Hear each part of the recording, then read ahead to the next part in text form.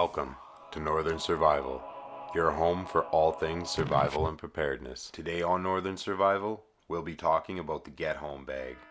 Whether it's an attack on the power grid, a HAARP-induced disaster, civil unrest, or even worse, an EMP or nuclear strike, you're going to want to make sure you have everything you need to get home ready to go when the time comes. And that's why today I'm going to be taking you through my 72-hour Get Home bag, what's in it, and why. This is a kit designed around getting you home, no matter the situation. So let's start off with the bag itself. This is a 40-liter traveling pack by Mountaineer. I like how the bottom opens up so that you can get to important stuff without dumping your entire bag. The hardware on this bag seems rugged enough to last through the cold winter. And in the summer, it's lined with this mesh. This is going to be breathable and help keep you cool. Next up is this gas mask by Mira Safety. This is the Mira Safety CM7M military gas mask.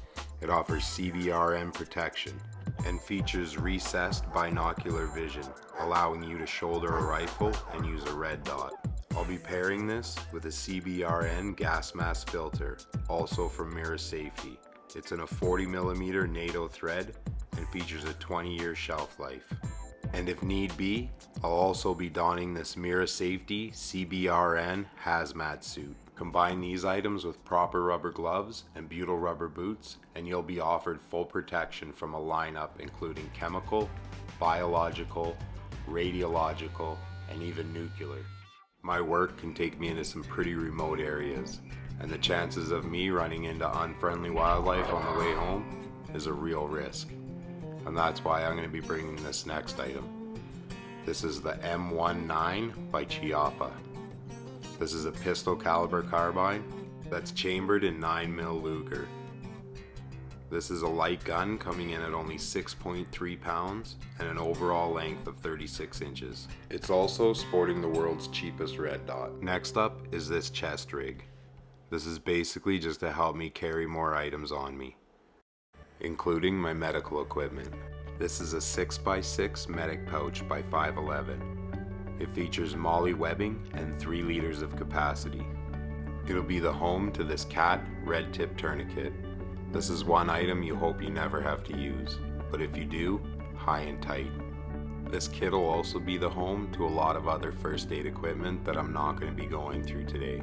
But a few things that I wish I had in my kit that I need to get are some proper chest seals and blood clotting agents. You might recognize this next item from my dollar store bug out bag video.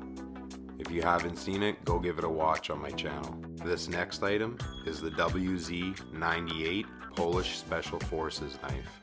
This is a great knife, and I use this all the time in my hot tent for making kindling. Next up is this multi-tool. This is just a cheap multi-tool, but it's going to be enough to get me home to my other supplies. Fire starting considerations are next. I have a lot of different ways to light a fire, but this is one of my favorites because it's windproof and watertight.